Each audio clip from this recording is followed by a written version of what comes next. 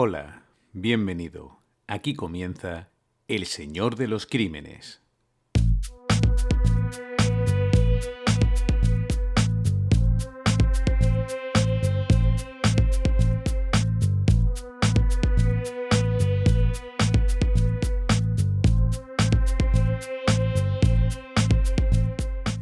Tenemos hoy un capítulo especial en cuanto a su temática y también porque es el episodio con el que terminamos esta temporada. Una temporada breve, ya que empecé este pequeño proyecto hace solo 19 semanas, pero también intensa. Reconozco que no sabía si iba a ser capaz de ir coordinando el trabajo con este pequeño encuentro contigo. Me apetecía mucho contarte alguna de las historias que he ido recopilando e investigando a lo largo de todo este tiempo, y la verdad es que se ha convertido en un rato de intimidad para poder contarte de manera sosegada algunas historias y ayudarte a entender a las personas que nos rodean, a esas personas que en su gran mayoría son buenas, pero que también hay que tener muy claro que hay personas malas que nos pueden hacer daño, que disfrutan con ese dolor y que intentan hacer que tu vida sea tan desgraciada como las de ellos, ¿no? Me hace ilusión que este pequeño podcast se haya convertido en un punto de encuentro para gente buena, gente que no disfruta con esa confrontación constante que hay ahora mismo en la calle y que a mí me cuesta mucho entender, que solo lo entiendo desde el punto de vista del interés político. Hay determinados grupos políticos que disfrutan y que animan a la gente a estar en un constante enfrentamiento que es irreal, porque en especial en esta materia que a nosotros nos interesa y que es el lado oscuro del alma humana, eso que nos lleva a matarnos los unos a los otros, no hay bandos. Todos tenemos que estar siempre al lado de la víctima, independientemente de cuáles sean sus condiciones. Y por supuesto, hay que criticar y hay que ir contra cualquier discriminación, sea por raza, por sexo, por condición sexual, por cualquier cosa que haga que una persona sea especialmente vulnerable. Y por supuesto a los niños. Hay que proteger a los niños. Piénsalo bien. ¿Qué polémica puede haber? ¿Quién puede estar en otro bando que no sea el del dolor cuando se produce el asesinato de dos niñas a manos de su padre, o el de una niña a manos de su madre, o el de un muchacho a manos de un grupo de asesinos terribles? Así que estamos todos en el mismo barco y por mucho que nos insistan, vamos a estar siempre juntos en eso, ¿verdad? Tú y yo y todos los que estamos en el lado bueno, porque a mí me deja estupefacto que ante el crimen pueda haber posturas diferentes. El crimen es horrible, no se puede permitir de ninguna manera, nunca hay justificación para un crimen y siempre hay que proteger al que ha fallecido y a todos sus seres queridos. Y no hay nada más que hablar. Uno puede tener una determinada condición política o una opinión determinada sobre un aspecto o estar en una lucha muy loable, pero estamos todos en lo mismo. El que muere de manera injusta, asesinado, tiene que recibir todo nuestro apoyo, el apoyo de todos juntos. Insisto, ahí no puede haber bandos, y no los hay. Es todo una ficción absurda que ha llegado incluso al mundo de los sucesos y que a mí de verdad no deja de sorprenderme. En lo que a mí respecta, ya lo sabes, siempre que te cuente algo, lo haré con toda mi buena fe y tratando de trasladarte mi conocimiento, mi experiencia y lo que yo he visto. A partir de ahí, tú tienes que sacar tus propias conclusiones. Y sin más dilaciones, nos vamos a esa historia tremenda en la que, de alguna manera, se hizo justicia de ultratumba. Es esta la historia de una pareja completamente normal, de extracción humilde, de un hombre y una mujer que se conocen, que se enamoran y que comienzan a construir una vida juntos. El problema llega cuando ella se queda embarazada y, como es lógico, le pide a él un compromiso. Hay que crear un hogar para que ese niño que viene encuentre el amor adecuado para crecer. Sin embargo, él no está tan convencido y su familia presiona para que la pareja se rompa. Ella se llamaba Antonia Torres y tenía 19 años. Era una muchacha sencilla que no aspiraba a grandes lujos, solo quería que su novio, Fernando Olmos, se fuera a vivir con ella. Se habían conocido en Zaragoza. Él trabajaba como electricista y ella era sirvienta. La familia de Fernando pensaba que no era suficiente para su chico. Creían que era poca cosa y a él, como a otros muchos hombres, le costaba comprometerse. Antonia, que estaba ya embarazada de 7 meses, veía con angustia que la relación no avanzaba y estaba dispuesta a hacer todo lo posible para que su hijo naciera en una familia y no en una pareja que no se sabía muy bien hacia dónde iba. La insistencia de la joven hizo que Fernando se viera en una encrucijada. La familia le insistía, no quería que se casara con Antonia, porque pensaba que ese matrimonio no iba a ninguna parte, y no tenían en la cabeza el niño, que al fin y al cabo había surgido de ese amor, y tenía que ser la primera preocupación de esa pareja. Fernando, en cualquier caso, parece ceder. La invita a un viaje. Dice que en efecto van a empezar una vida juntos, sin nadie que les moleste, donde puedan de verdad empezar de cero. El 27 de enero de 1978 cargan su SEAT 600 con todo lo que tienen y se marchan de Zaragoza. Parecía algo ilusionante. Por fin Antonia podía dibujar en su cara esa sonrisa que llevaba tanto tiempo buscando. No podía sospechar que ya no iba a regresar. No había ninguna pista. Era imposible saber lo que había ocurrido. Sin embargo, todo el caso va a empezar a teñirse de un aura irreal. La madre de una de las amigas de Antonia va a comenzar a tener unos sueños recurrentes. Concretamente y de manera escalofriante, ve a la joven en el interior de una caseta, en el suelo, herida. Siente que se quema, que hay mucho humo, que pide auxilio pero nadie la ayuda. En su sueño ve cómo muere y no puede hacer nada. Las personas a las que cuenta la tremenda experiencia le dicen que se tranquilice, que solo es un sueño y que seguramente Antonia estará bien. Tal vez se haya marchado lejos para empezar de cero. Sin embargo, el sueño no dejará de atormentarla y, por desgracia, aquella extraña premonición se iba a cumplir, porque la joven había sido asesinada y con ella el bebé que llevaba en el vientre. Es verdad que todo era muy extraño, pero Fernando Olmos, de 20 años, regresó a su barrio, Montañana, el 7 de marzo de 1978, y aunque a la gente le extrañó que la novia no volviera con él, tampoco les extrañó demasiado la historia de que se habían peleado, de que se habían separado. Todos sabían de sobra que había problemas en la pareja. Fernando contaba que habían vagado sin rumbo fijo, que habían estado en Valencia, en Pamplona, en Huesca, en Logroño y en Tortosa, donde visitaron a un hermano de Antonia. Es a partir de ahí donde se pierde la pista de la joven. Se sabe que el 2 de marzo de 1978, 5 días antes de que volviera Fernando a su barrio, Antonia había presentado una denuncia contra Fernando por estupro y abandono. Él había intentado marcharse, dejándole en un bar un paquete con toda la documentación de la joven. Era un mensaje muy claro, un ahí te quedas. No quería asumir esa responsabilidad que le estaba asfixiando, pero tras la denuncia, Fernando le rogó que lo perdonara y le aseguró que se iban a casar. Ella, una vez más, le da una oportunidad y ambos van a la comisaría a retirar los cargos.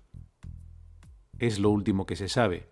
5 días después, Fernando regresa a casa de sus padres. Estos avisan a los padres de Antonia a través de una carta en la que aseguran que, según Fernando, ha huido llevándose el poco dinero que les quedaba. Se lo reprochaban a los padres de Antonia en un texto claramente ofensivo, una vez visto lo que realmente había ocurrido. Decía así: «Señores Torres y esposa, el motivo de esta es saludarles y al mismo tiempo decirles que ayer se presentó mi hijo en casa, pero su hija se ha desapartado de él, llevándose 180.000 pesetas que les quedaban, pues su hija es mujer de todos. Así es que nosotros ni mi hijo sabemos nada en cuanto al embarazo, de eso no hay nada, así que si ustedes la hubieran metido en un convento hubiera sido mejor. Así ustedes se tranquilizarían. Yo Como denuncia la policía, la desaparición de mi hijo Fernando ya ha dado resultado. Sin más, se despiden sus amigos Rosario y Domingo. Desde luego el tono no era muy amistoso. Lo cierto es que los padres de Antonia, tras recibir la carta, denuncian su desaparición. Es un caso muy difícil porque no hay pistas que puedan llevar hasta su paradero. Y mientras todo esto ocurre, esos sueños se repiten una y otra vez. Esa imagen terrorífica en la que Antonia es consumida por las llamas.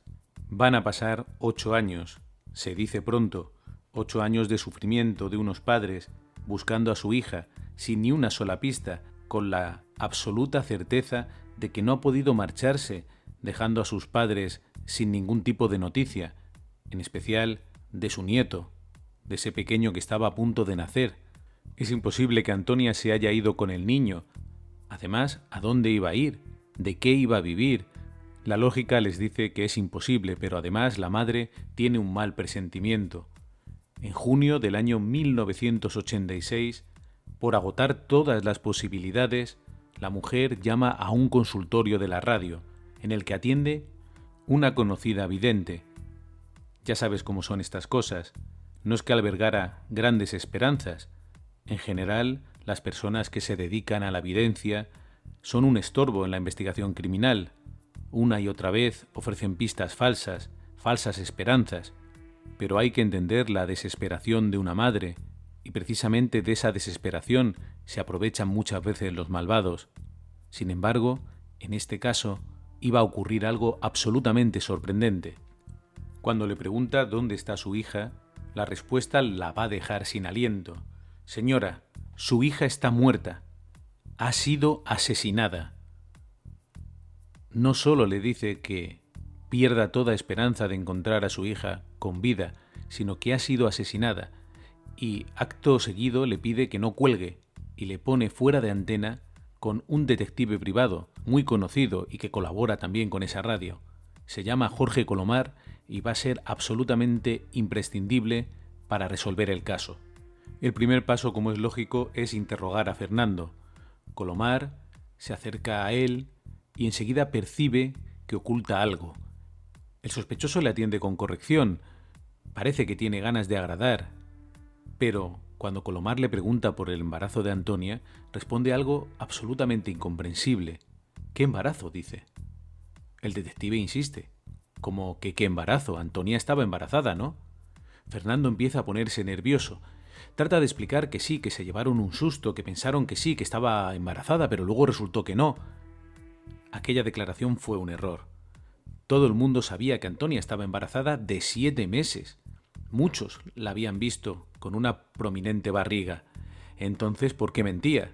Era evidente que después de tantos años le habían cogido con la guardia baja. Ya no esperaba que nadie fuera a llamar a su puerta. Colomar hace una serie de averiguaciones que parecen señalar en el mismo sentido. La desaparecida Antonia no había renovado el DNI, caducado en 1980. Todos los amigos de la joven, además, le confirmaron que Antonia se marchó con la idea de casarse, y que la sorpresa fue general cuando el futuro marido se presentó sin ella en casa de sus padres. En las entrevistas, Fernando repite ante el detective que Antonia huyó.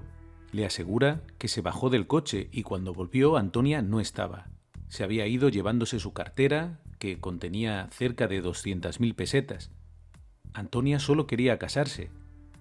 No tenía ningún sentido que se marchara sola y embarazada. Fernando, para apoyar la tesis de la increíble huida, cuenta que incluso le habían contado que había sido vista en una oficina de empleo en Zaragoza, sellando los papeles del paro. Sus explicaciones no tienen ningún sentido. Muestra una actitud soberbia y que en nada se parece a la de un hombre que en un momento dado de su vida perdió a una novia embarazada. Todo lo contrario, él ha rehecho su vida y ha olvidado esos 3 años que compartió con Antonia. Está en otra etapa, en otro momento, y solo quiere que el caso se olvide. Pero en octubre de 1986, Manuela, la madre de Antonia, vuelve a presentarse en la comisaría de policía para recordar que su hija sigue desaparecida y explica que tiene fundadas sospechas de que ha sido asesinada. Todos los datos que aporta el detective privado reactivan la búsqueda policial. Era un caso muy difícil, pero todo parecía apuntar en la misma dirección. No había ningún hospital que hubiera atendido a Antonia. Desde luego no había dado a luz, con lo cual parecía que en efecto algo le podía haber sucedido. La policía decide entonces utilizar un truco. Cita a Fernando Olmos, en teoría, para comentarle una serie de cosas relativas a su licencia de armas. Una vez que lo tienen cara a cara, le dicen que están reinvestigando el caso de la desaparición de Antonia, y entonces él se pone muy nervioso y termina por derrumbarse, pero no va a contar la verdad. Explica que lleva 8 años teniendo terribles pesadillas, a pesar de que cuando se encuentra con el detective privado está absolutamente tranquilo. Dice que él no le ha hecho nada. Asegura que en marzo, cuando la madre denuncia la desaparición de Antonia, él aún estaba con ella. Dice que decidieron mentir, decir que hacía un mes que no sabían nada de ella, porque temía la reacción de las familias al saber que estaba embarazada. Explica que su intención era viajar a Londres para intentar abortar, que por eso se llevó las 180.000 pesetas de casa de sus padres, pero les daba miedo que les detuvieran al cruzar la frontera, ya que la joven constaba como desaparecida. Así que, según Fernando, Antonia acudió a una señora que se dedicaba a interrumpir embarazos.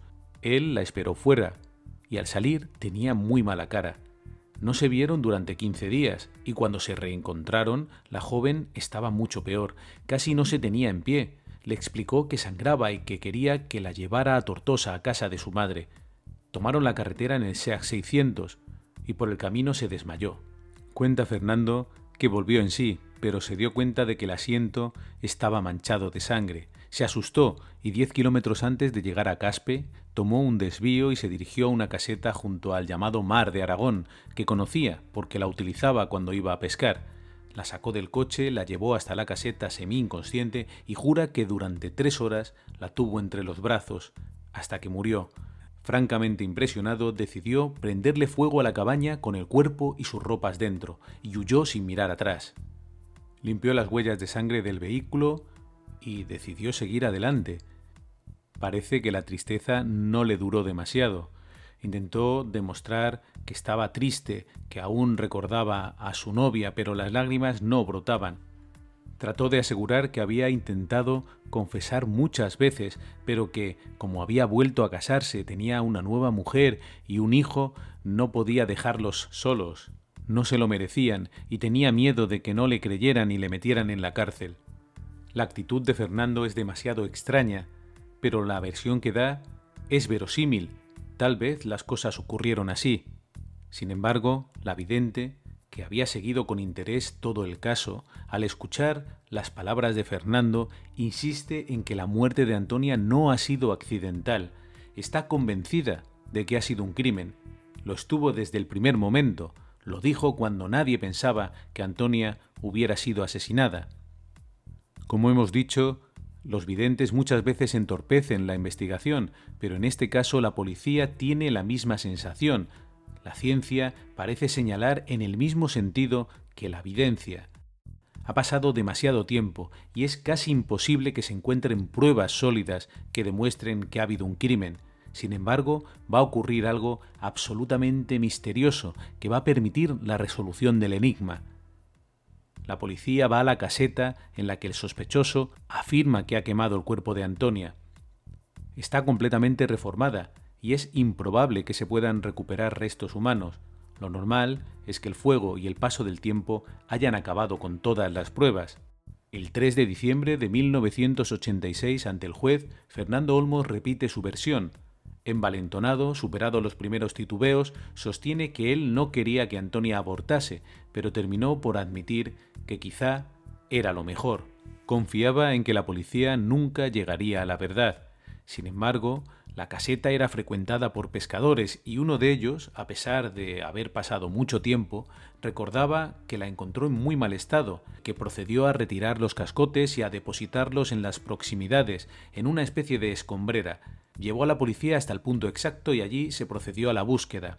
Casi habían pasado 9 años y de repente aparecieron algunos huesos humanos, huesos de una mujer pequeña, de aproximadamente 1,50 m, justo a la altura de Antonia. Lo sorprendente es que entre esos huesos se encontró un pequeño pedazo de occipital, justo el trozo que había atravesado la bala. Eso va a convertirse en la prueba definitiva. Se pudo comprobar que el orificio había sido causado por una carabina del 22, el arma que Fernando Olmos había comprado solo unos días antes del crimen y que había resultado mortal de necesidad. Resulta difícil de creer, casi imposible, que entre los pocos restos que pudieron recuperarse de Antonia estuviera justo el pedazo de cráneo que atravesó la bala de la carabina y que esto sirviera para resolver el crimen. Una a una, las mentiras de Fernando Olmos fueron cayendo. Se recuperó el SEAT 600 que había cambiado de manos. La dueña le había cambiado todos los asientos menos el del copiloto, curiosamente, así que se pudo comprobar que no había resto alguno de sangre. Aquí también mentía Fernando. Gracias a la vidente, a la investigación de Jorge Colomar, a la nueva investigación de la policía, se pudo llegar a saber lo que seguramente ocurrió. Antonia nunca quiso abortar. Presionó tanto a Fernando que éste terminó por llevarla a la caseta de Caspe. Cuando estaba de espaldas, a corta distancia, le disparó con su carabina en la cabeza. Se aseguró de que estaba muerta, cubrió el cuerpo con ramas y le prendió fuego. De esta manera pudo iniciar una nueva vida, una vida con la que estuvieran sus padres de acuerdo. Quería empezar de cero y durante algunos años le salió muy bien. Sin embargo, parece que Antonia no lo permitió. Cuando volví sobre este caso, la verdad es que me impresionó. Es como si las piezas encajaran lentamente en un proceso difícil de comprender. No es fácil analizar la intervención de la vidente, que desde un primer momento dio por hecho que había sido asesinada. También me resultó muy admirable el papel de Jorge Colomar, que me atendió y que me explicó paso a paso su tremenda investigación. Recuerdo caminar entre las casetas que rodean el mar de Aragón, en Caspe, y resultarme absolutamente impresionante que en aquel inmenso espacio la policía fuera capaz de encontrar aquel pedacito de cráneo que había sido atravesado por el disparo mortal de la carabina. Por todo esto, no es de extrañar que el periódico El Caso titulara Justicia de ultratumba. Derrotado por su víctima, Fernando decidió decir la verdad. Reconoció que nunca hubo intención de abortar y aseguró que el 7 de marzo de 1978 se dirigían a Tortosa para ver a la madre de Antonia, cuando decidió desviarse a Caspe para descansar. Entonces comenzaron a discutir de nuevo. Ella insistía en que tenían que casarse y le instó a que asumiera su responsabilidad. Incluso llegó a atacar su virilidad y le propinó un par de bofetadas. Fue entonces cuando, según su relato, estalló. No podía contentar a su familia y a Antonia al mismo tiempo. Su madre le exigía que abandonara a esta mujer y ésta le exigía que se casara. Solo quería quitarse el problema de encima, así que aprovechando que la mujer se había bajado del coche, agarró el arma y le disparó, matándola a ella y a su hijo nonato. Aquella historia parecía acercarse más a la verdad. Sin embargo, la policía siempre sospechó que aquello fue un crimen premeditado. Si Antonia llegó hasta aquel lugar fue porque Fernando sabía que era perfecto para el crimen. La disparó por la espalda, sin discusión ninguna. Quemó las pruebas y durante 8 años vivió una vida tranquila. No contaba con que una fuerza inexplicable iba a terminar por perseguirle. En el último momento, Olmos cambió la versión. El 28 de abril de 1987 juró que, angustiados por la situación y de mutuo acuerdo, habían decidido suicidarse. Era como una burla. Según esta retorcida versión, no consiguieron matarse con pastillas, por eso se dirigieron a la caseta de Caspe. Le ofreció el arma a Antonia para que disparara sobre él, pero ella no pudo, así que Fernando cogió la carabina y la ayudó a morir. Luego intentó suicidarse, pero le faltó valor.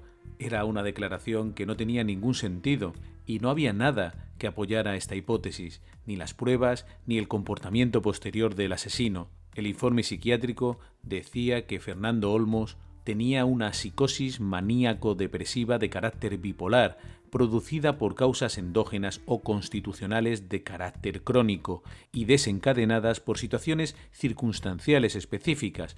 Por ello, sus reacciones, acciones y conducta están muy condicionadas por su situación afectiva, lo que altera el conocimiento objetivo de sus actos. Se intenta explicar que la influencia de la familia fue determinante, que Fernando Olmos no podía tomar una decisión por sí mismo y que de alguna manera la familia le empujó al crimen. Era evidente que era alguien con una debilidad de carácter muy clara, pero eso no le eximía de responsabilidad. Antes de ser condenado, Fernando llegó a redactar una carta en la que decía que estaba dispuesto a pagar con la misma moneda el delito cometido. Incluso dijo: «Me gustaría que fuera la madre de Antonia la que disparara contra mí». El juicio se celebró el 3 de abril de 1989. No hubo duda en la calificación de los hechos. Fue condenado a 20 años de prisión por asesinato. La investigación criminal no es nada fácil.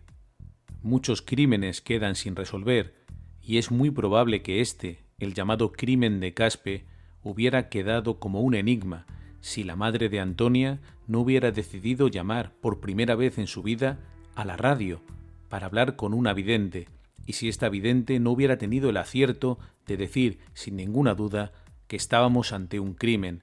Eso impulsó la investigación. Eso y la ayuda de un detective irrepetible, Jorge Colomar, que con paciencia logró unir todas las piezas y darle a la policía una nueva vía de investigación. Finalmente consiguieron averiguar la verdad, con un poco de ayuda, o suerte, o llámalo como quieras, porque después de tantos años, después de un incendio en una caseta utilizada una y otra vez, resulta muy difícil creer que apareció justo el hueso atravesado por ese disparo de bala, una fotografía que, por cierto, luego fue difundida y publicada, y todos pudimos ver cómo ese pedazo de hueso estaba atravesado por un pequeño orificio, insignificante y sin embargo mortal. Es una foto difícil de olvidar. Fernando Olmos cumplió su condena y después salió a la calle y rehizo su vida. Sobre sus padres, ya fallecidos, siempre recayó la sospecha de que sabían más del crimen de lo que querían confesar. Las personas más próximas al caso siempre dijeron que Fernando estaba bastante contento con Antonia, que no tenía ninguna razón para matarla, que si se animó a hacerlo fue para contentar a sus padres, que no la querían ver ni en pintura. Para ellos era una mujer demasiado sencilla para su hijo y creían que merecía algo mejor. Cuando se quedó embarazada, Fernando no encontró salida. Era casarse con ella o huir, y para huir tenía que quemar los barcos, y eso suponía matar a Antonia e iniciar una nueva vida. No es un caso único en la historia del crimen, por desgracia. Son muchos los que deciden quitarse a las personas que les rodean para iniciar una nueva vida. Recuerdo, por ejemplo, el caso de la envenenadora de Melilla, que fue envenenando poco a poco a su marido y a sus hijos porque quería marcharse a las Canarias a tener una relación con una persona que había conocido allí. Borrar lo que te rodea para empezar de cero, sin pararte a pensar en esa persona que asesinas, que matas, en sus seres queridos. No digamos ya en tus propios sentimientos, en esos sentimientos que deberías albergar hacia una persona que está compartiendo contigo la vida. En este caso, Antonia además estaba embarazada, con lo cual todo es mucho más terrible. Pero insisto, lo vemos a diario. Hay personas que solo piensan en sí mismas, que no tienen ningún tipo de capacidad de querer a las personas que le rodean. Son personas que pueden hacer mucho daño. Es verdad que no todas matan, por fortuna, pero sí que martirizan a los seres humanos que los rodean. Por eso tenemos que estar preparados, por eso tenemos que estudiar lo que ocurre a nuestro alrededor. No podemos cerrar los ojos al crimen, al asesinato, a esas pandillas que utilizan la violencia para amedrentar a sus semejantes, a esos hombres que convierten el hogar en una trampa mortal y que terminan por asesinar a sus mujeres, a esas mujeres que pueden matar a sus hijos porque no pueden mantenerlos o que envenenan lentamente a su marido porque quieren iniciar una nueva vida. No podemos negar que hay asesinos en serie, que hay personas que están dispuestas a matar en un momento dado por cualquier tontería sacando una navaja o, en el caso más retorcido, una pistola. Por fortuna en España no es tan fácil conseguir un arma, pero hay quien la tiene, y en cualquier caso te repito que se trata de utilizar estas historias para protegerse en la vida habitual, en la vida del día a día, no solo ante los crímenes, que por fortuna son poco frecuentes, sino de las agresiones a nuestra propia forma de ser, de pensar, de relacionarnos. Y en este sentido, el hacer una base fuerte de gente buena, capaz de detectar los comportamientos agresivos y peligrosos y actuar como una sola unidad, condenándolos, enfrentándose a ellos, oponiéndose al mal, es la mejor manera de construir una sociedad mejor. No se trata de decir siempre las palabras exactas que una persona determinada quiere oír. Se trata de decir lo que pasa, de contar lo que sucede y de buscar las herramientas para que deje de ocurrir, para que todos estemos relativamente seguros. Y la forma más fácil es saber que contamos con una red de personas a nuestro alrededor, de personas que son buenas y que nunca le harían daño a otra persona. Te lo digo a ti que me estás escuchando. Esto va de empatía. Estamos hablando todo el día de esa empatía de la que carecen los psicópatas y sin embargo parece que a veces nos cuesta trabajo ponernos en la posición del otro. La otra persona, que a lo mejor no opina como tú, es exactamente igual que tú.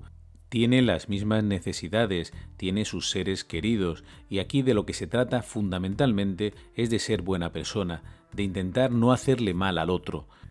Y ya te digo que he vivido con sorpresa estos últimos meses la crispación que ha rodeado a determinados sucesos, como si de verdad hubiera varios bandos o varias maneras de ver un suceso. Y al final es posible que pueda haber un debate nimio y desde mi punto de vista nada interesante sobre qué etiqueta hay que ponerle a determinado crimen o a determinado acto violento, pero no te equivoques, las etiquetas, los nombres solo sirven para intentar comprender una situación y para buscar soluciones. A veces necesitamos sistematizar las cosas para que nos resulten comprensibles, pero los nombres son eso, nada más que eso. Y aquí de lo que se trata es de comprender y de transmitir que estamos todos en el mismo equipo, en el de las personas vulnerables, en el de las personas que pueden ser asesinadas en un momento dado o que pueden recibir la visita del mal, que pueden ser torturadas o que pueden vivir situaciones muy duras porque o estamos todos juntos o una persona sin escrúpulos, sin empatía, nos puede hacer mucho daño. Así que te agradezco una vez más que me hayas acompañado en este viaje, modesto, pero lleno de buena energía. En este camino estamos juntos, nada nos separa, todo nos une contra las personas que deciden optar por el camino del mal. El crimen de Caspe nos deja muchas preguntas. Es imposible comprender cómo y de qué manera obtuvo la información esa vidente. ¿Fue solo un golpe de suerte o realmente algo desde el más allá le dio la información de que Antonia había muerto asesinada? Nunca lo sabremos. Lo cierto es que esa chispa volvió a encender la mecha de la investigación y consiguió que Fernando pagara por su horrible crimen. Fernando, ese hombre al que todo el mundo señala como un débil de carácter que se vio empujado al asesinato para contentar a sus padres, pero no nos engañemos, en este crimen se ve claramente que no podía sentir amor por su pareja ni por su hijo. Alguien que ama a su familia no es capaz de concebir un crimen tan horrible, llevando a su mujer a un lugar apartado que él conocía muy bien para matarla, para prenderle fuego a su cadáver y luego para continuar su vida. Al poco tiempo volvió a casarse y siguió con su vida como si nada hubiera ocurrido. Pero Antonia le guardaba una sorpresa, como si desde el más allá empujara para que el crimen se resolviera un pedazo de su cuerpo, pequeño, minúsculo, y atravesado por un orificio de bala, permaneció entre los escombros, cerca de la caseta donde le habían quitado la vida.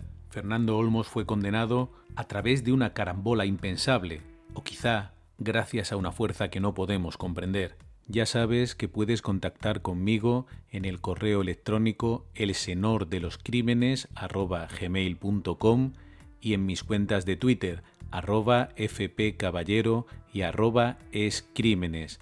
Y no olvides que siempre leo tu comentario, ese que me dejas tanto en iVoox como en YouTube. Por mi parte, me despido aquí, dándote las gracias una vez más por acompañarme. Nos vemos la próxima temporada.